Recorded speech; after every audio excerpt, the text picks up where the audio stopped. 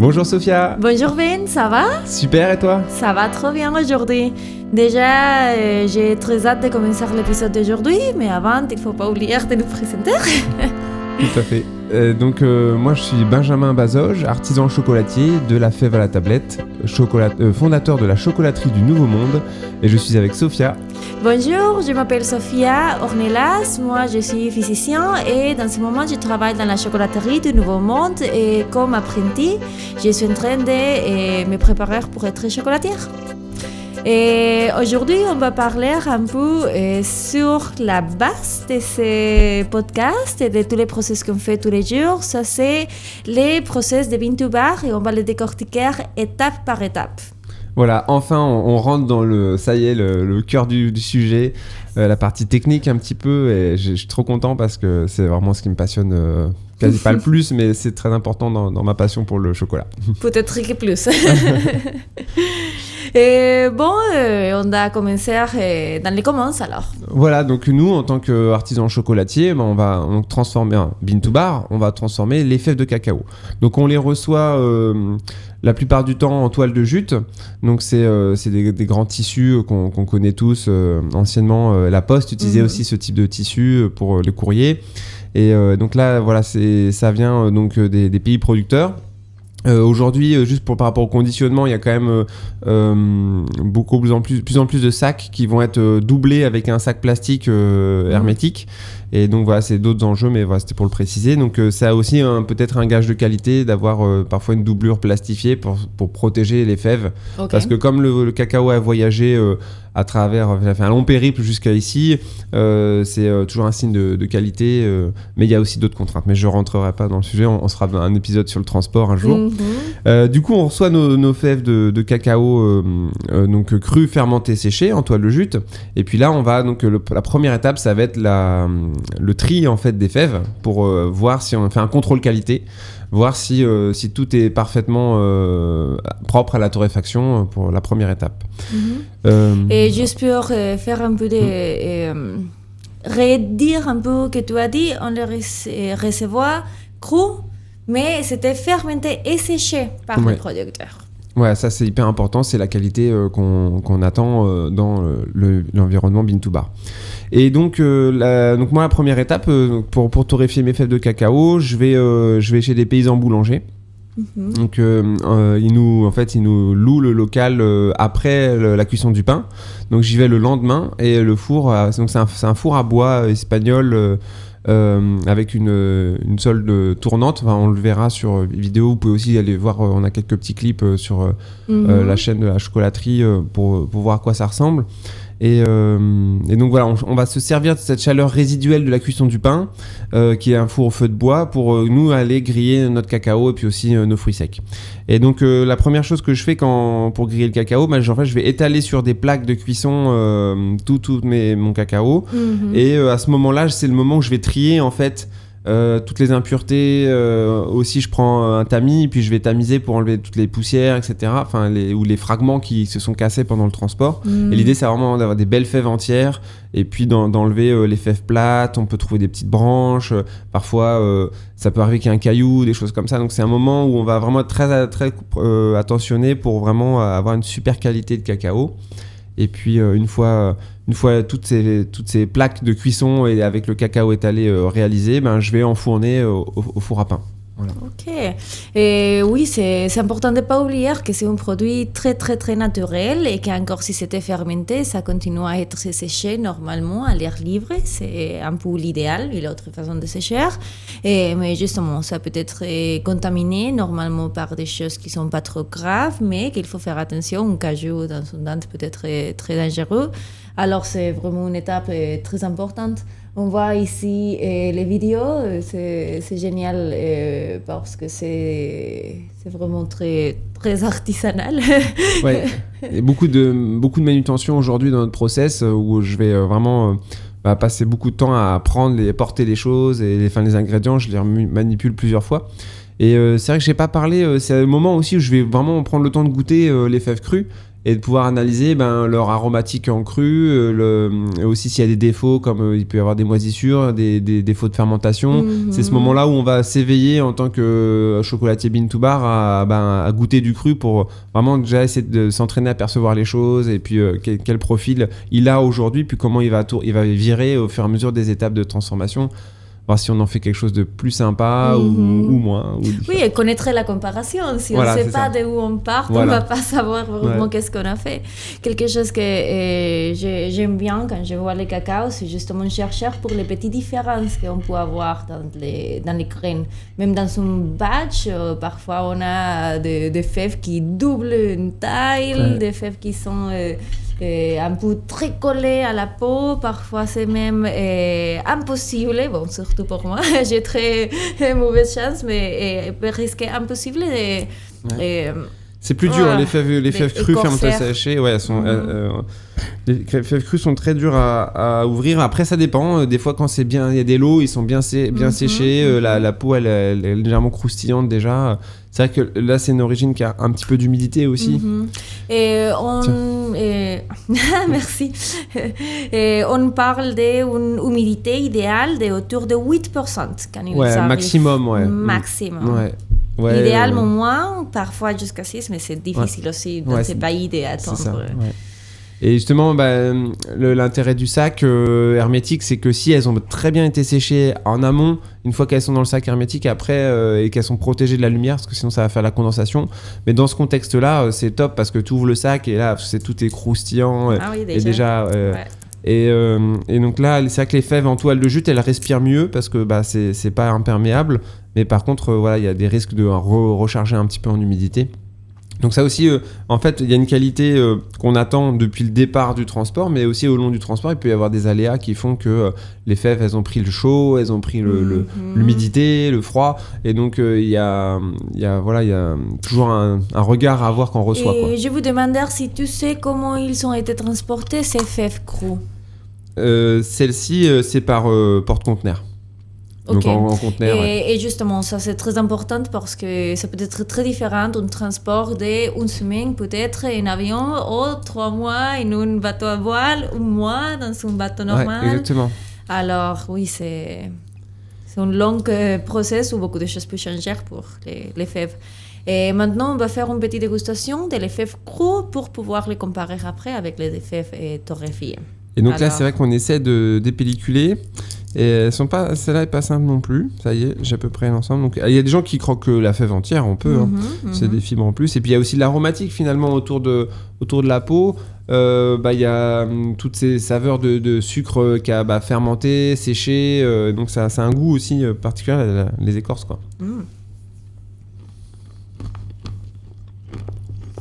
Je trouve que c'est légèrement acide, légèrement astringent, mais c'est vraiment léger. Je m'imagine que c'est une fermentation pas très longue parce que c'est... Oui, je sens pas trop l'acétique. Beaucoup de goût déjà. Un peu, je sais pas si dire, je sais jamais comment les décrire, mais comme des terres, je les relationne beaucoup avec les goûts obscurs. Sur celle-là, sur cette fève-là, j'ai quand même une assez forte astringence. Et ça me prend la langue au fond, sur les côtés. Donc ça fait saliver. Et puis il y a un côté un petit peu sec en bouche, comme ça. Oui, ça je le sens aussi. Léger aussi, mais... Et ici, c'est très important de dire, je me rappelle la première fois que je suis venue à torréfier avec toi, et l'importance de goûter plusieurs fèves différentes. Et justement parce qu'il peut avoir un processus très différent. Comme on disait, dans une fève très petite, la fermentation va se passer très différemment dans une fève très grande. Alors, c'est vrai que ça vient de goûter plusieurs. Et puis, on le voit vraiment à l'aspect. Elles ont parfois, je ne sais pas s'ils font des mélanges, mais il y a des couleurs différentes. Ça fait comme un camailleux. Et puis, qu'est-ce que je voulais dire ? Oui, il y a... Dylan de Manoa Chocolate qui expliquait que l'astringence c'est un défaut qui est très difficile, qui en fait qui s'enlève pas du chocolat quand il est là. Et donc c'est assez difficile à masquer. Donc après c'est beaucoup le sucre qui va pouvoir permettre de masquer l'astringence. Donc c'est pour lui c'est vraiment un gros défaut dans le cacao bean to bar. quand il est astringent. Ok. Donc là, moi j'en ai une qui est assez... bon, c'est astringent, mais ça reste léger. Et puis bon, à voir avec l'ensemble des autres fèves, dont on goûtera à la fin, on verra ce que ça donne. Est-ce qu'on le ressent toujours ou pas au fur et à mesure des étapes. Ok. Et bon, pour le moment, on a expliqué un peu la torréfaction. Alors, tu veux déjà goûter une fève torréfiée? Oui, donc ici un petit peu pour préciser comment je les ai grillés. Donc en fait, dans le four au feu de bois, je maîtrise pas la température puisque c'est vraiment sur la chaleur descendante du four. Et j'ai pas moyen de réchauffer. Donc je dois m'adapter à chaque fois, il est jamais de la même température. Et donc il a une comment dire, des fois il peut être très chaud et avec il n'avait pas là non plus le même comportement de redescente. Des fois il va être plutôt sur la fin, donc ça va descendre vite et ça va être un peu froid. Puis des fois c'est encore, malgré le thermomètre ne me suffit pas à m'indiquer tous les paramètres du four, donc je dois être vraiment très vigilant. Et en grosso modo je commence mes cuissons de cacao autour des 150 degrés. Et c'est haut quand même. Voilà, c'est haut, mais il faut rappeler que c'est un four c'est un four à chaleur comment on appelle ça, de masse.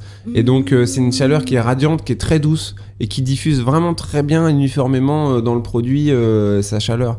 Et donc c'est plus haut, mais comparativement à un four pâtissier avec un air pulsé ou quelque chose comme ça n'a rien à voir.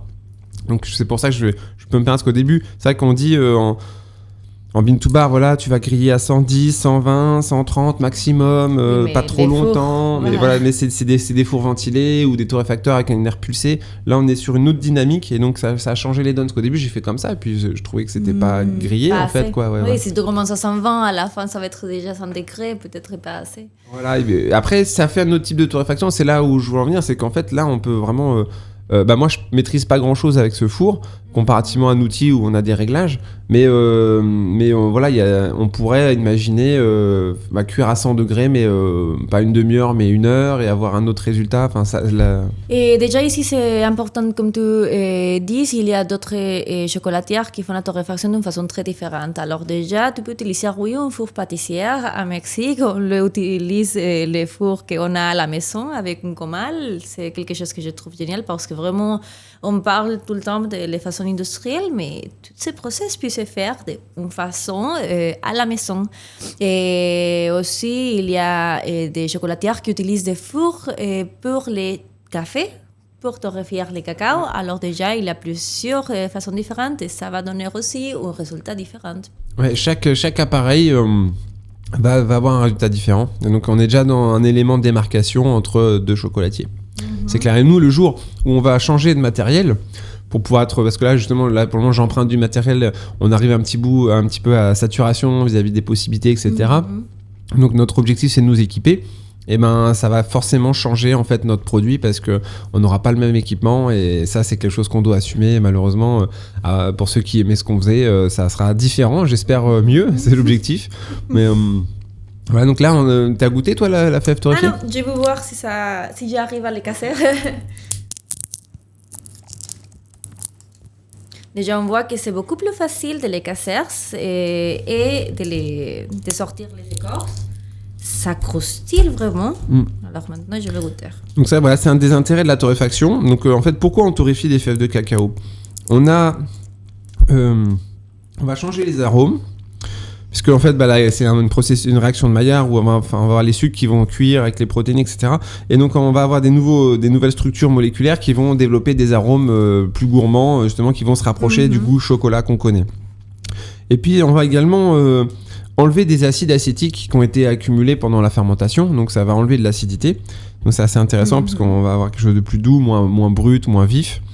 Et puis, également, on va sécher la fève. Parce que ces fameux 6-8% d'humidité qui restent, là ils vont reprendre encore un coup de séchage très fort avec la cuisson et nous ça nous intéresse parce qu'on veut un cacao, les produits les plus secs possibles pour faire le chocolat le plus fluide possible. Si par exemple vous prenez un chocolat fondu, vous allez commencer à mettre un petit peu d'eau dedans et qu'on mélange, ça va vite masser, tu connais, t'as déjà fait des ganaches Oui, mais surtout dans ma licence de physique justement, tous mes projets, j'ai fait 3 projets pendant la licence et ils ont été autour de la viscosité du cacao. Et c'était analyser la viscosité des chocolats quand c'était fondu, mais j'avais pas beaucoup d'équipe et je les faisais en bain-marie. Et c'était un problème que j'avais très souvent, justement parce que 1% d'humidité que ça rentrait dans son cacao, ça changeait tous mes résultats. Alors c'était un projet très très long et très pénible, justement pour ces difficultés qu'on se raconte avec l'humidité. Et jusqu'en comparaison, on parlait que dans les cacao crus, on arrive à avoir autour de 8% d'humidité, peut-être 6%. L'idée, c'est avec la torréfaction descendre entre 1,5 et 2%. Alors c'est déjà presque pas de l'eau. Ouais, c'est ça. Et du coup, en sortant du four, c'est comment dire, l'idée c'est de faire descendre en température les fèves avant parce que là c'est à un moment donné aussi de la redescente en température où la fève elle va libérer encore une certaine quantité d'humidité. Donc c'est vraiment important avant de les remballer dans des sacs ou dans des seaux, de pouvoir les laisser refroidir. Et puis après, c'est vrai que moi, mon but, ça va être, après cette étape-là, toujours garder des emballages hermétiques pour justement pas reprendre l'humidité parce que ça va assez vite quand même. Et ça doit être délicat là-bas entre c'est trop chaud, je ne peux pas les garder parce que sinon ça va garder l'humidité. Mais il faut les garder avant que ça prenne l'humidité de l'extérieur. Exactement, ouais. Effectivement, c'est une histoire de minutes. Tout à fait, c'est exactement ça. Il y a un enjeu comme ça et c'est un flow, un rythme à trouver en fait entre tes rythmes de torréfaction. Ça fait partie du métier effectivement du torréfacteur que de gérer tout ça pour que ça soit optimal. Ouais. Et bon, j'ai très hâte d'arriver à l'étape suivante parce que justement, après la torréfaction, ce qu'on doit faire, c'est séparer les masses qui nous intéressent et ça qu'on parlait, les fibres, les écorces de cacao. Et tu veux nous raconter un peu sur la machine qu'on utilise ici à la chocolaterie? Oui, donc on utilise un concasseur dépelliculeur. Alors il y a plein de mots. On peut dire tarare également. En anglais, ils vont appeler ça un winnower. Donc le principe en fait c'est qu'on va avoir une réserve, donc une trémie dans laquelle on va charger le cacao et puis en bas de cette trémie on a deux rouleaux qui vont écraser en fait le cacao grossièrement. Donc ça va faire du concassé, ce qu'on appelle le gruet. Gruet c'est synonyme de concassé. Et donc la première étape, ça va être de gentiment écraser ces fèves-là pour les éclater et séparer déjà les éclats de fèves de cacao, de chair, des écorces. Et puis ensuite, ça va tomber dans un système par gravité de tuyaux en inox. Et puis il y a un peu plus loin dans cette descente, il y a une aspiration par un aspirateur. Et donc tout ce qui est plus léger, parce qu'on va avoir une gestion du flux d'air très précise. Le but, ça va être d'aspirer tout ce qui est plus léger. Et donc, comme les écorces sont bien sèches et bien cassantes et qu'elles ont été détachées de la chair qui est plus lourde, naturellement, par séparation de rapport de poids et de volume, toutes les écorces, le but, c'est de les faire monter dans une autre réserve et séparer comme ça le gruet des écorces. Mm-hmm. Et on a préparé aussi une petite vidéo sur comment on fait ces process-là. Et justement, c'est très intéressant qu'on utilise une machine qui est très professionnelle, mais on est capable de les brancher à un aspirateur. Ça fait, je ne sais pas si dire, baisser un peu les prix et ça permet de faire un très très bon travail de beaucoup de qualité et même régler un peu pour les différentes fèves qui peuvent avoir une écorce plus lourde ou des fèves qui vont être plus collées à les écorces. C'est très intéressant. Exactement. À chaque fève, on va devoir, ou même cuisson, j'ai envie de dire, idéalement, il faut toujours se réadapter à la diversité de la matière pour pouvoir avoir le meilleur réglage possible. Parce qu'on a vite fait de perdre en fait du gruet qui va passer dans l'aspiration et qu'il va se retrouver avec les écorces. Et c'est la limite est très fine en fait entre un très bon tri et puis ou un mauvais tri avec de la perte ou beaucoup d'écorces qui vont tomber dans le gruet.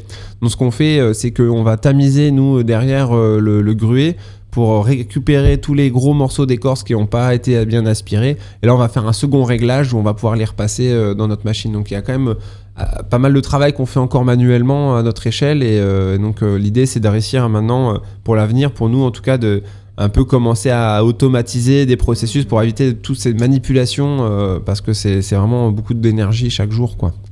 Et ici, j'ai compris dans l'école qu'il y a beaucoup d'industriels qui font torréfaction après le concassage. Et je trouve très intéressant parce que c'est très difficile aussi à gérer ou à éviter d'abîmer les graines avec la torréfaction. Ou même que parfois, ils chauffent de différents moulins qui tournent. Et bon, ça c'est intéressant qu'il y a beaucoup de façons différentes aussi de faire ces process-là. Parfois avec le tamisage. Oui, uniquement. effectivement, c'est notre façon de faire, elle est, c'est une façon de faire parmi tant d'autres. Et exactement, alors après la technique de torréfier du gruau, j'ai déjà fait une fois parce que j'avais que du gruau cru et c'est la première fois que je le faisais, il n'y a pas très longtemps. Mm-hmm. Et c'est vrai que ça marche plutôt bien, enfin au niveau aromatique, je m'y suis retrouvé par rapport à la fève. Mais par contre, c'est au niveau du concassage, ce qu'on a entendu, ce qu'on constate, c'est qu'une fève qui est grillée, quand tu l'éclates, elle casse. Parce qu'en fait, dans la cuisson, elle va souffler, et la peau va se gonfler, durcir, et après, elle va vraiment bien se détacher de la chair. Donc ça, c'est vraiment un intérêt de rendement de produits qu'on gagne en torréfiant d'abord et ensuite en concassant. Et je vais retourner un peu à torréfaction fait maison, mais les façons comme j'ai appris à les faire, et je trouve génial, c'est que tu commences à les mettre dans l'épaule et tout le temps tu dois bouger un peu pour que ça brûle pas. Et les moments où tu commences à écouter des clats comme si c'était des popcorn, c'est parce que ça commence à arriver justement à la température où ça souffle, ça décolle de la peau et ça va être plutôt bien. Il faut toujours ouvrir, goûter, mais pour ceux qui ont envie d'essayer de torréfier les fèves à la maison, c'est les popcorn, le moment de les sortir. Ouais, et effectivement, on peut faire à la poêle, et ça demande vraiment beaucoup de manipulation, de surveillance. Oui. Ça peut aller très vite avec un feu vif. Et après, il y a aussi au four, tout simplement, à 120 degrés avec un four ventilé, classique. 120 degrés, 20-25 minutes. Après, c'est justement l'intérêt, moi, ce que je propose aux gens quand on vend des sachets de fèves crues. Oui. L'idée, c'est, je leur dis, faites le jeu vraiment de faire l'expérience de torréfier et d'aller goûter toutes les 3 minutes une fève ou deux pour voir l'évolution de la texture, du goût. C'est hyper intéressant. Et même les concassages, pour ceux qui ont envie d'essayer, ça peut facilement se faire à la main. On est en train de les voir. Ouais. J'ai été surpris justement dans mon voyage où j'ai découvert les Bean to Bar à Mexique. Et c'était dans une chocolaterie qui faisait tout de façon très artisanale. Alors déjà, les concassages, c'est fait à la main. Ouh là là, c'est très bon. Les temps, je me rappelle, la vendeuse, elle était tout le temps que j'étais là en train de faire les concassages et je m'imagine que ça a fait monter aussi beaucoup les prix. Ouais. Beaucoup de travail, mais à la maison, si c'est un petit batch, c'est facile à faire. Voilà, et c'est vrai que j'ai déjà vu des vidéos YouTube où il y a des gens à la maison qui vont faire à la main et ils mettent en accéléré parce que c'est très long. Mais moi, j'ai fait la première fois que j'ai torréfié des fèves de cacao et que je les ai concassées, dépelliculées. Donc je l'ai fait avec... donc, après la torréfaction, j'ai mis les sacs j'ai mis les fèves dans un sac de congélation. Et après, je les ai au rouleau à pâtisserie grossièrement écrasés. Après ça, j'ai pris un sèche-cheveux. Et en fait, tu te mets dehors parce que c'est très poussiéreux. Et en fait, tu vas verser tranquillement ton bac, un saladier avec tes fèves concassées, au-dessus d'un autre bac. Et en fait, tu vas balayer avec ton sèche-cheveux entre les deux. Et ça va faire souffler toutes les écorces. Ouais. Alors, on s'en met partout. J'ai jamais pensé, mais c'est vrai, tu fais le même process de la machine avec ses cheveux. Ouais, là c'était ici nous c'est par aspiration, là dans ses cheveux tu par expulsion. Exactement. Mais ça fonctionne, ouais, tout à fait. Okay, j'ai vu ça hier. Voilà, par contre faut de la place dehors puis ça en met partout. Mais et même peut-être recouvrir parce que si on respire beaucoup de poussière, c'est aussi pas génial. Et et je le faisais ça j'ai dû le faire plusieurs fois pour idéalement faut calibrer un peu pour avoir quelque chose d'efficace et c'est vrai que idéalement, pour faire savoir combien en fait on perd d'écorce dans le concassage, au moment du concassage, on va d'abord en éplucher par exemple 20 grammes à la main.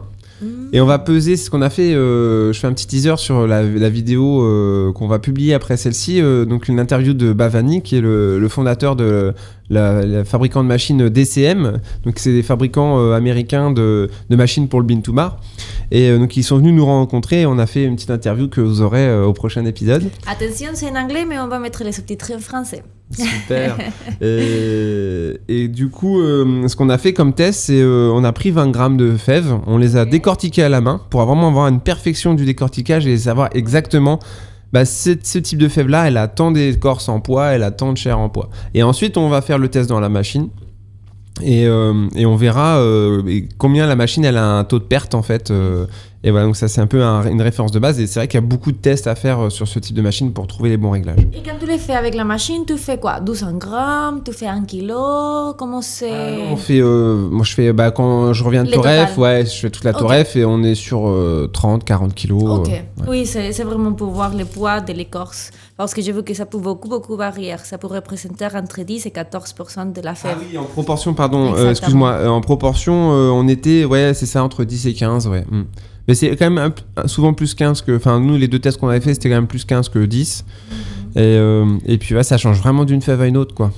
Et ça, c'est pas mal parce que justement, ça veut dire qu'ils ont fait tous les processus de fermentation. Normalement, ça descend quand c'est cacao lavado, comme au Mexique, parce que justement, tu fais sortir tous les sucres qui est autour, alors rien va rester collé. Ah oui, c'est beaucoup plus léger. Ouais, c'est beaucoup plus léger. Ouais.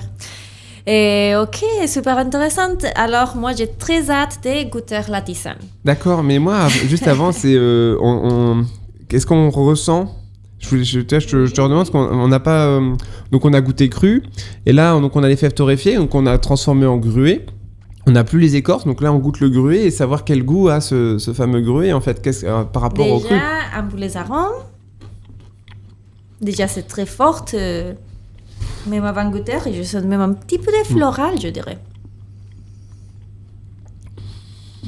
C'est très croquant. C'est qu'on a quelque chose de plus croustillant. Une texture qui reste à la fin, un peu comme du sable. Oui, sableux. Beaucoup de longueur en bouche. Ouais, je trouve que ça a vraiment développé cette longueur, les arômes. C'est plus ample, ça vraiment va prendre tout le palais. C'est pour moi, cru, c'est très bon, hein, mais là, c'est vrai qu'on a quelque chose d'encore plus prononcé, parfumé. Et sucré aussi. Et ouais, ça fait ressortir les sucres, exactement. Ça doit être la caramélisation, parce que les goûts qu'il y a à la fin, je penserais qu'il y a même du sucre dedans. Ouais, et là, j'ai à la fin, ce goût chocolat est très présent. Très prégnant. Et très aromatique, même j'arrive à dire un petit peu floral, et beaucoup dans oui, ça reste beaucoup dans la partie derrière de bouche qui est connectée au nez, avec des côté parfum très essentiel, enfin avec c'est bluffant, moi j'aime beaucoup. Et donc on en vient à la tisane. Donc en fait l'idée c'est que on sépare donc le gruet des écorces et on se retrouve avec ce déchet entre guillemets de production, parce que nous on va avoir besoin que du gruet pour faire le chocolat. C'est vraiment notre base d'ingrédients, et le fait d'enlever les écorces, ça enlève les fibres que les écorces représentent et qu'on veut pas dans le chocolat, parce que sinon ça va vraiment déstructurer, on va dire, notre chocolat. Et ça va pas le... Et c'est que du fibré, c'est pas du gras, ça va faire un produit plus sec, plus lourd, plus sec. Mais par contre, c'est passé pendant toute la fermentation aussi, et alors tous les arômes qui ont été développés dans la torréfaction, dans la fermentation, ils vont être aussi présents. Et c'est un produit que je trouve génial. Je suis très fan, justement parce que normalement, c'est considéré comme du gaspillage. Et c'est pour moi un peu comme de l'or, pareil que les fèves, justement parce que c'est ça qu'on adore du chocolat. C'est des arômes et ces goûts, et ils sont présents. Comment est-ce qu'on peut les obtenir? Et la réponse, c'est avec une tisane. C'est pour ça que ça s'appelle maintenant pas écorce de cacao, mais tisane de cacao. Et c'est vraiment comme n'importe quelle autre infusion. Tu le mets dans de l'eau chaude, et le chaud va commencer à absorber tous les goûts, justement parce qu'on parle de fibres. C'est un matériau qui va facilement à laisser sortir tous ces goûts, et ça va rester dans notre lot. Et c'était bluffant là, donc j'en ai préparé une pour qu'on goûte ça aujourd'hui. Quand j'ai versé l'eau chaude sur les écorces, directement ça a infusé cette couleur orangée qui est vraiment magnifique en fait. Hein. Belle, ouais. Et légèrement rouge, oui, orange, très orange. Donc j'ai laissé infuser, donc j'ai versé une eau bouillante et j'ai laissé infuser 3 minutes. Ok. Voilà, je voulais tester un peu assez subtil, on va voir, donc je te sers. Et c'est vrai que donc, ce qu'on fait, nous, en sortant du bac où il y a la partie des écorces, on va les retamiser pour vraiment enlever toutes les particules fines et avoir vraiment que des grosses écorces qui soient belles pour les ensacher. Tiens. Donc après, on travaille aussi avec des... Donc on les vend en sachet en vrac. Et on travaille aussi avec des magasins de thé qui raffolent de ces produits-là pour proposer à leur clientèle et ça marche vraiment très bien. On en a une qui est Sélection Thé, Audrey qui est à Villefranche-de-Rouergue et je suis impressionné par la quantité d'écorce qu'elle nous prend donc en vrac et après elle reconditionne avec ses packaging. Et ça cartonne en fait. Et elle a un fan club. Moi, l'intérêt en plus, c'est qu'on a plein de nous d'origine. Donc à chaque fois, je lui amène des nouveautés et tout. Et ils sont trop contents. Et c'est génial justement parce que, petit rappel que les cacao, de façon originale, et dans les cultures ancestrales du Mexique, et les façons de les boire, c'était avec de l'eau. Et ici, on a un rappel de ces boissons où ce qui était important, c'était justement les aromatiques. Et après, il ne faut pas oublier qu'on peut aussi mélanger avec tout type de thé. Et ça fait une quantité d'options incroyable. Ouais, comme un thé vert, c'est un peu aromatisé à volonté. C'est vrai que le cacao, comme il y a un côté gourmand, avec des épices, avec des agrumes. Avec des fleurs, avec des rois-bois. J'ai goûté la première fois. Je ne savais pas que ça existait, la tisane de cacao. Et une fois dans un salon de thé, j'ai trouvé rois-bois et cacao. Et je me dis, mais c'est trop bizarre. Oui, on va les goûter. Non, je tombais amoureuse. C'était ça le moment que je me dis, c'est un produit génial. Surtout parce que je trouve que ça revalorise un produit qui avant se jetait, mais surtout qui permet de... je ne sais pas si dire décentrer le prix du chocolat parce que les produits que tu peux sortir avec le chocolat, c'est pas on perd ces 14% de la fève. On revalorise ces 14% et ça permet de maintenir un prix encore plus juste. Je trouve très très bon produit. C'est sûr, nous ça nous permet de valoriser finalement ce qu'on devrait jeter. Après il y a une valorisation possible dans les jardins après ça pour servir de mulch pour protéger le sol, c'est parfait. Et puis en fait ça fait une espèce de couche avec la pluie, ça gonfle énormément, vous verrez si vous essayez la tisane que les écorces elles prennent vraiment beaucoup de place et beaucoup d'eau et du coup au sol, en fait, ça va faire une espèce de grosse éponge comme ça qui va protéger votre sol, qui va le garder frais et humide. Et en plus, comme c'est très fermentescible avec l'humidité qui revient, il y a tout de suite plein de petits champignons qui apparaissent et ça se décompose très vite. Donc ça veut dire que c'est très digeste pour le sol et ça nourrit bien la terre. Ouais. Et c'est à partir de la fermentation, beaucoup de petits micro-organismes qui sont très très sains, qui provoquent justement qu'on arrive à manger les cacao. Ils sont encore présents là de façon séchée, alors c'est génial. Sachant qu'on a grillé quand même les fèves et la vie repart à une vitesse. Voilà. Et donc dégustation, c'est parti. Déjà, si je ferme les yeux, je sens un chocolat chaud. C'est vrai que clairement ça sent le chocolat chaud.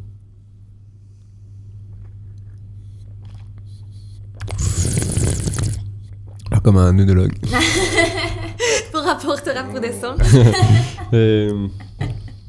Écoute, en fait, je t'avouerai que je vais t'avouer quelque chose, j'en bois jamais. Je n'en bois jamais, je mange tellement de chocolat que je prends pas le temps de me faire une tisane de cacao et je trouve ça délicieux en fait. Je suis vraiment... tu vois, le rooibos, ça me parle, on est dans la couleur, des notes un petit peu boisées... Et franchement, on est assez proche, je trouve, et c'est gourmand, enfin, c'est pas amer, enfin, je me régale. Pas du tout amer, et aussi, moi, je suis fanatique des chocolats chauds avec du lait, alors je vois pas trop suivante parce que je préfère de faire un chocolat chaud, mais quand je vois la tisane, j'aime bien de mettre un petit peu de lait, et déjà, c'est un peu comme un chocolat chaud très léger. C'est un goût très, je ne sais pas si dire dilué, parce que bien sûr c'est dilué, mais justement cette dilution te permet de sentir beaucoup plus tous ces arômes. Alors c'est vraiment valuable pour pour moi. Ouais, il y a un client qui m'a dit, mais faut pas faire, qu'est-ce qu'il me racontait, il me dit, faut pas faire d'infusion comme un thé vert, c'est n'importe quoi. Moi, je fais une décoction, il met le cacao, les écorces, l'eau, il fait ça bouillir 5 minutes, après, il attend encore, il filtre, il fait quelque chose de hyper riche aromatiquement, ouais. Et puis, vraiment, lui, il veut chercher quelque chose de puissant qui vraiment vient le secouer un peu, et donc, chacun un peu va se réapproprier la façon de faire la tisane, la préparer, le doser, les températures, les temps. C'est vrai que là, j'ai fait quelque chose d'assez court, donc on est sur une subtilité, un peu comme un thé. Mais c'est vrai qu'on peut aller encore plus loin dans les goûts, etc., quoi. Et j'ai écouté qu'il y a quelques entreprises, j'ai jamais trouvé, mais qui utilisent les écorces comme si c'était cacao en poudre, qui les grillent vraiment finement pour les mettre dans ces pâtisseries. J'ai jamais essayé, je sais pas du tout si ça marche, mais maintenant je me rappelle et je crois que je vais essayer parce que justement si on a tous les arômes, ça peut permettre de faire une alternative très aromatique. Et ça que je trouve très intéressant aussi dans les écorces, c'est que on n'a pas la caféine et la théobromine, qui sont justement deux des les plus importantes contenantes qui provoquent toutes ces sensations de bonheur, d'excitation, mais aussi qui, pour beaucoup de gens, ça veut dire « Ah, je ne peux pas manger du chocolat la nuit parce que je me lève trop, je m'active trop, ouais. Et après je ne peux pas dormir. » La tisane, il n'y a pas de théobromine. D'accord. Alors ça permet aux gens vraiment, et au contraire ça a même un effet un peu calmant. Alors ça permet les gens qui vont justement se tranquilliser un peu, rappeler cet arôme qu'ils adorent, de les boire la nuit par exemple. Excellent, je savais pas. Et oui. puis en plus, voilà, de se faire une tisane, on va avoir ce plaisir du cacao sans le sucre, sans le gras. Enfin, c'est extrêmement digeste. C'est juste, voilà, pour ceux qui veulent se faire un shoot de cacao. Oui. Et comment dire, en santé, il n'y a pas mieux, quoi. C'est ça. Oui, c'est trop bien. Mais bon. Là, on arrive maintenant à une étape hyper importante dans le travail de l'artisan Bean to Bar. L'étoile. Comment tu as dit ? L'étoile, c'est l'étoile, la star of the show. La star. Oui, c'est sûr que c'est hyper visuel. En plus, c'est pareil, encore une fois, c'est un nouveau métier, donc les noms en français sont pas forcément actés. Moi, j'appelle ça une meule de pierre. Il y en a qui vont appeler ça un mélanger, une concheuse, un moulin. Enfin voilà, il y a plusieurs noms. Et donc l'idée, c'est qu'en fait, on va donc fabriquer le chocolat maintenant à partir du gruet. Le décor part en cacahuète, tout va bien. Et du coup, donc en fait, nous, il y a plusieurs techniques possibles. Nous, on va la meule de pierre. Donc en fait, le principe, c'est très simple. On va avoir, c'est comme un moulin à farine, disons, ou pour plutôt faire de l'huile. Donc on a 2 roues en granit. Qui sont sur un axe et tout ça est rentré dans un bol en inox. Je vais mettre les vidéos pour ceux qui sont en train de regarder, comme ça va être très, très clair, mais on va continuer avec l'explication pour ceux qui sont en Spotify et qui n'ont pas les vidéos. Voilà, donc cette meule dans un bol en inox avec une base en granit, donc on est à pierre contre pierre et on a un moteur en fait qui va faire tourner la cuve et naturellement ça va entraîner les roues qui sont à l'intérieur et donc ça va nous servir à broyer. Et là dans cette machine on va donc commencer par le cacao. On commence toujours par les matières les plus dures à travailler. Les gruets. Donc le gruet, voilà. Et puis on va donc nourrir cette machine progressivement. Parce que si je mettais, donc c'est ce que je voulais dire, c'est dans cette machine, je vais composer ma recette. Donc tout ce que je vais mettre dedans, je vais le peser et ça sera comment dire, ça qui va définir mon pourcentage de cacao, mon taux de sucre, etc. Donc c'est hyper important de ce qu'on va mettre, le peser. Et donc je vais mettre petit à petit mon gruet parce que si je mettais toute ma recette d'un coup, en fait ça va bourrer. C'est-à-dire qu'il y aura ça peut faire des gros blocs. On a déjà eu des histoires comme ça. On a passé une journée entière à sortir tout le chocolat qui avait figé. Mais voilà, l'idée c'est d'y aller petit à petit au départ et de faire la pâte de cacao progressivement. Alors ça bluffe toujours les gens de se dire on part de quelque chose de très dur et cassant à une matière complètement liquide. Comment ça se fait, Sophia ? Alors déjà, on part d'une matière qui est très solide, mais qui est 50% de gras. Même ça peut être arrivé jusqu'à 55, il me semble. Et ça veut dire que quand on commence à réduire les particules, on va commencer à vraiment diminuer toutes ces particules solides. Et ce qui est génial, c'est que le gras va commencer à enrober chaque particule miniature solide. Ça peut arriver jusqu'à, je vais dire, la quantité 20 micromètres.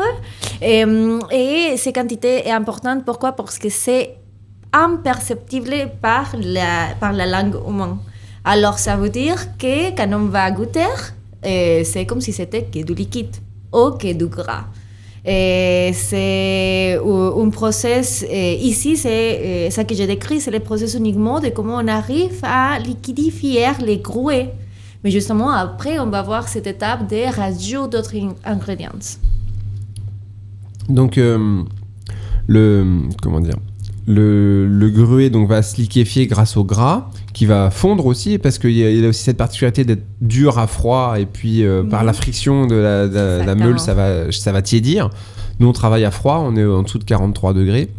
Et machine industrielle, ça peut arriver jusqu'à 90%.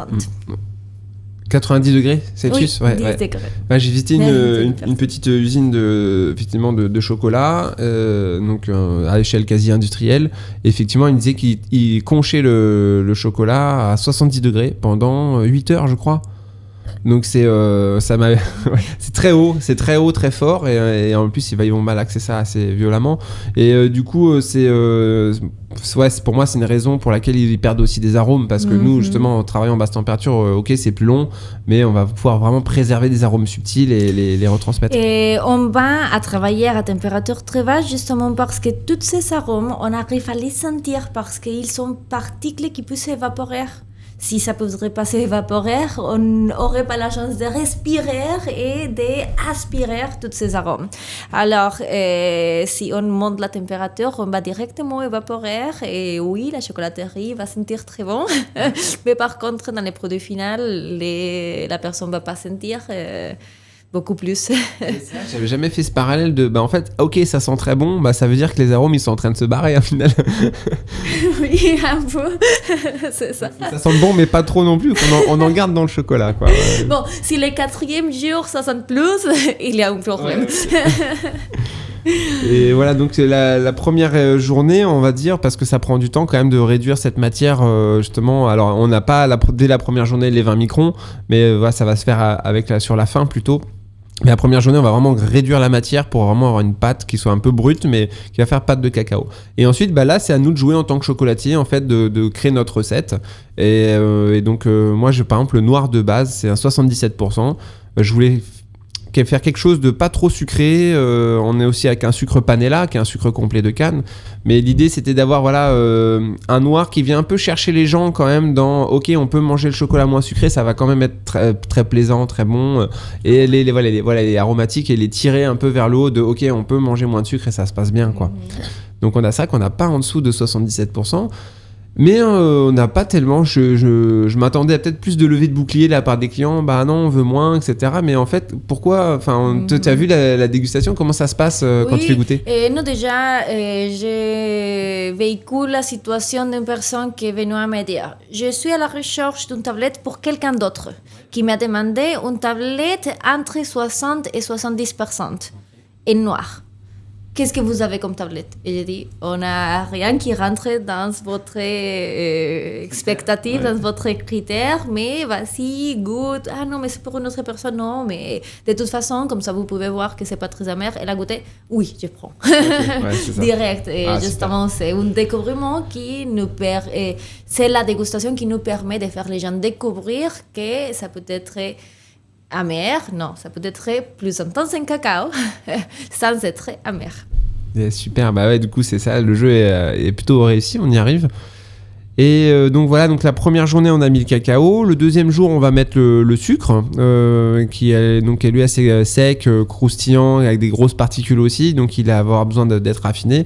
Et ensuite là, il y a une dernière étape, c'est le conchage en fait, c'est-à-dire c'est là qu'on va doser, on va dire goûter et puis savoir quand est-ce qu'on s'arrête vis-à-vis de la recette en termes de broyage, jusqu'où on va en finesse de grain. Alors, nous aujourd'hui on n'est pas équipé à la chocolaterie d'un grindomètre, c'est en gros petit appareil, une petite plaque en métal, on va déposer un peu de chocolat, on va tirer avec une règle et là on va voir jusqu'où la granulométrie elle s'arrête en termes de microns. Ouais. Et ça je l'ai pas. Donc aujourd'hui on travaille avec le palais.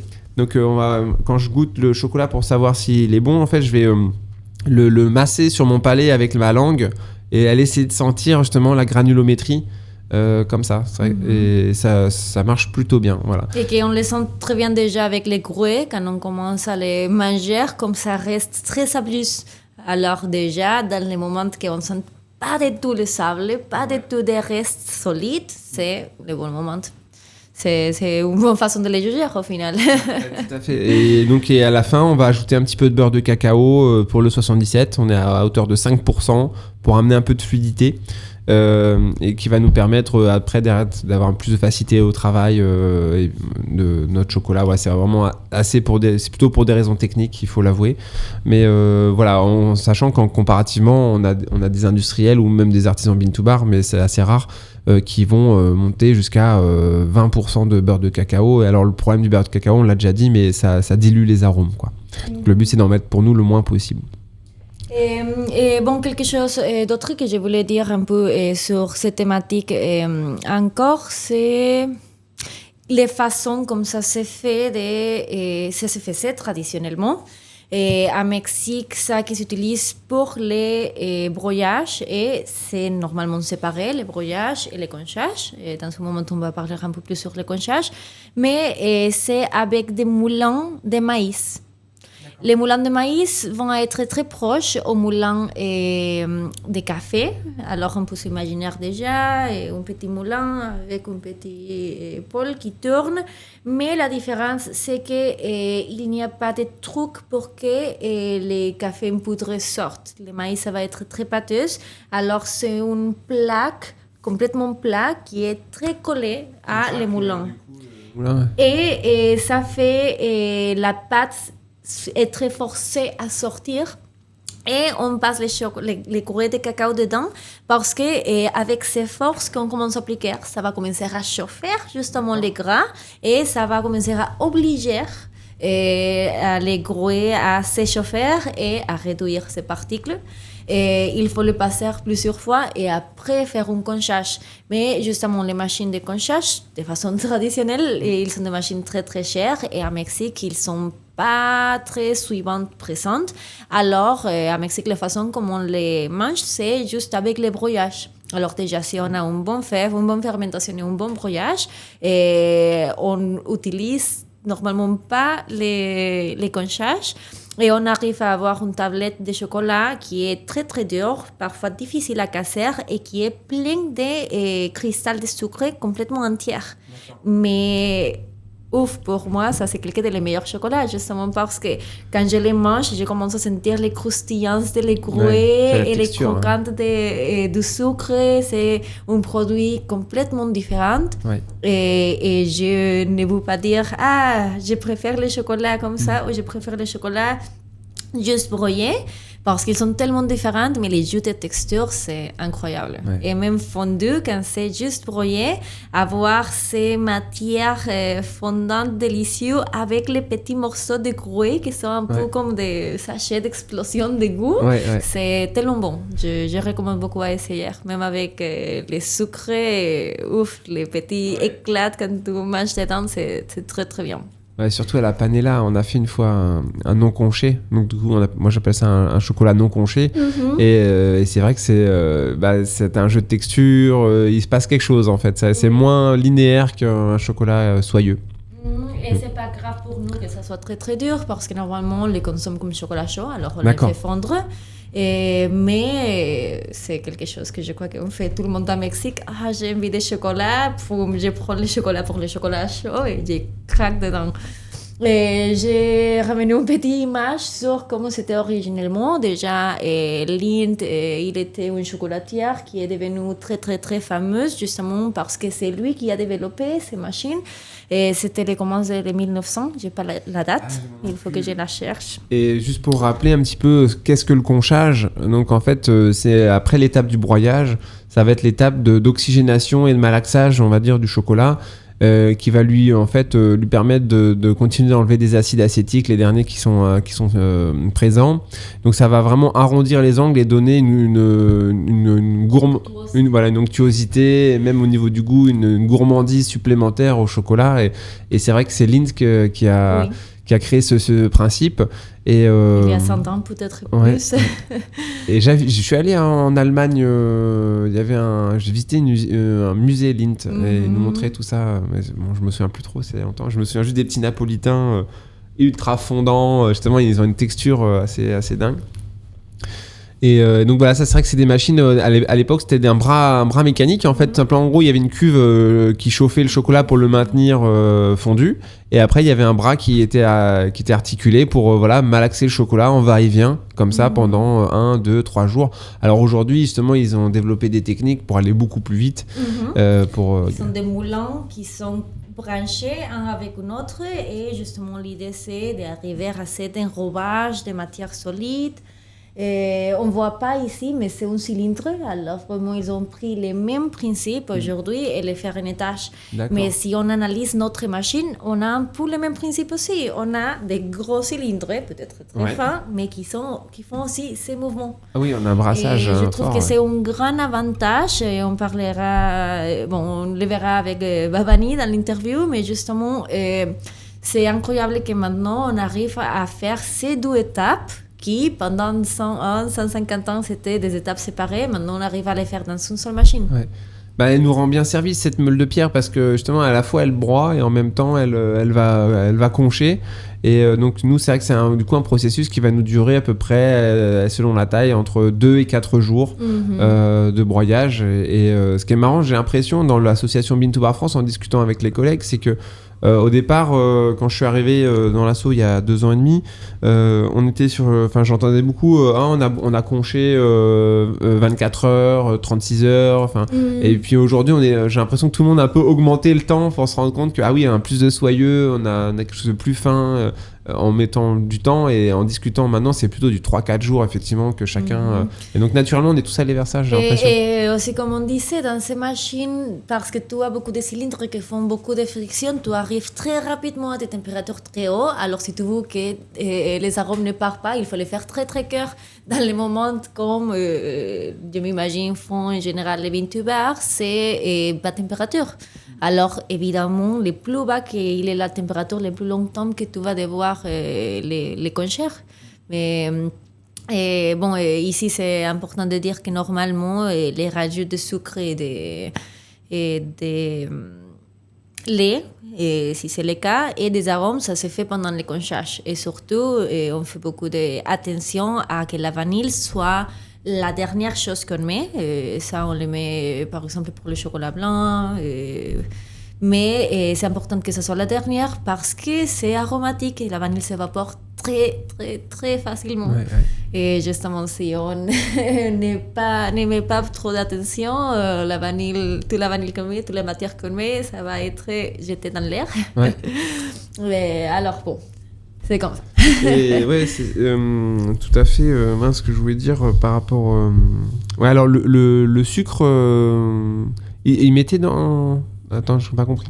Oui, pendant les conchages, normalement, de façon traditionnelle, je m'imagine qu'aujourd'hui les industriels ont beaucoup changé, mais les conchages peuvent avoir 2 étapes, les conchages en sec et les conchages en liquide. D'accord. Et les conchages en sec, l'idée c'est d'éviter que...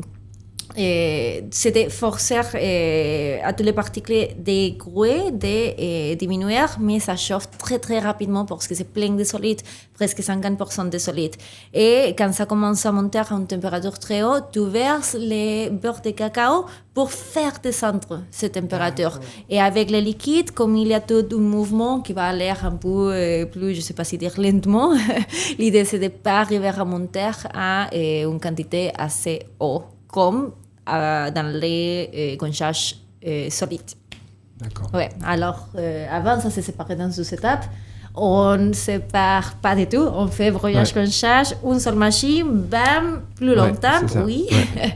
Mais toute une seule machine, c'est sans beaucoup de manutention, parce que c'est vrai que quand tu as des grosses machines et tu dois transporter de ton broyage, du broyeur à la concheuse, et après au labo, et déjà ça va commencer à faire beaucoup de problématiques de logistique des chocolats.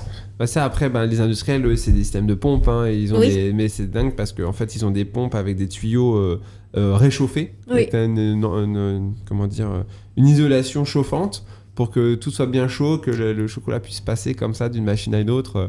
Exactement. C'est un autre délire, quoi. Et bon, justement, le projet que je voulais faire, c'était né de l'idée que ça serait bien d'évaluer dans quelle température le chocolat peut être le plus fluide, dans quelle étape mettre plus ou moins de beurre pour que ça soit plus facile de transporter pendant ces voyages dans l'industrie. Ouais.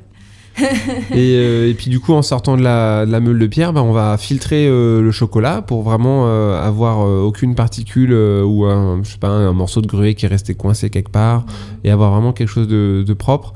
Et puis ensuite... C'est sûr qu'il n'y a pas quelques cailloux perdus qui viennent des... Ouais, c'est vrai, parce que finalement, au concassage, le caillou, lui, va passer avec le gruau puisqu'il est lourd et dur.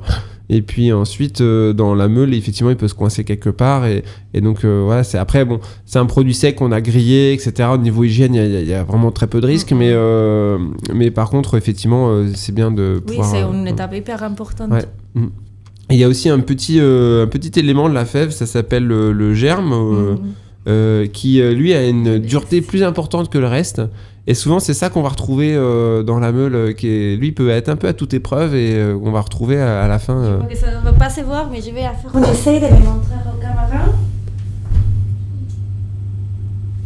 C'est tout petit, tout au centre de la fève. Et si quelqu'un voulait voir à la maison, et vous pouvez couper une fève et ça se voit comme un petit fil juste au centre dans les parties hautes de la fève. Voilà, donc c'est le germe, et puis donc voilà, lui c'est vrai qu'il... voilà. Et donc ça dit, on peut goûter donc le chocolat brut comme ça qui est sorti de la machine. Bon là il l'a cristallisé, il a durci, mais on n'a pas tempéré le chocolat, donc il est un peu anarchique au niveau de la cristallisation. Exactement. Quelque chose qui est très intéressant avec le chocolat, c'est que c'est un peu, on peut s'imaginer comme l'eau, quand on le met au congèle, ça va former des cristals, mais il peut y avoir beaucoup de cristals différents qui se forment et qui n'arrivent pas à se ranger de façon correcte, ou on peut faire un tempérage et on va forcer tous ces cristals à se mettre ensemble pour faire quelque chose assez parfait. Ici, on a tout le type de cristaux, ils sont pas rangés et ça va faire une texture très différente. Et plus on va laisser le chocolat se reposer, on va dire, durcir, cristalliser dans le froid, on va de plus en plus avoir ce côté sableux et vraiment ça va se démarquer comme plein de petits blocs. Je suis en train d'essayer de casser un peu les morceaux et on voit qu'il a presque pas de son, ça c'est normal parce que c'est pas tempéré. En texture aussi, beaucoup plus, ils font plus vite, j'ai l'impression. Je ressens encore quand même c'est une acidité. Là, du coup, l'astringence beaucoup moins. Probablement parce qu'on a un apport de sucre, que finalement la fève que j'ai goûtée, elle devait être pas représentative de l'ensemble du lot, que c'était peut-être une petite exception. Enfin, le taux est acceptable. Par contre, il y a un côté acidulé, fruité qui est encore très présent. Mais je le sens un petit peu moins aromatique que les courroués. Je crois que c'est normal avec tous les conchages, mais c'est quand même très évident. Et moi je le trouve assez évolutif en bouche, dans le sens où il commence vraiment avec un punch acide, fruité, et puis après on a le sucre qui va bien être présent, et à la fin la dernière note, c'est vraiment un côté chocolat gourmand qui est vraiment présent et long en bouche. Je sens qu'il va rester.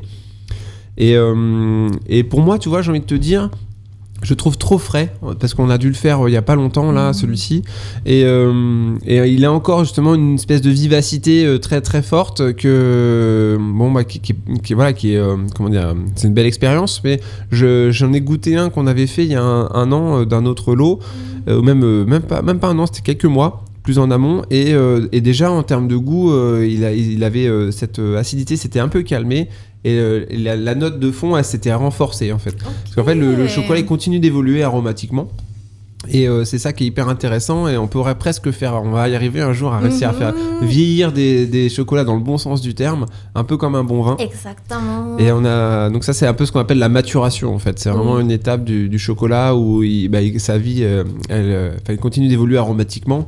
Et moi, je trouve que voilà, un chocolat finalement qui a attendu à peu près 6 mois entre le moment où il a été fabriqué et on va le déguster, c'est pour moi une bonne période pour laisser vraiment les goûts évoluer.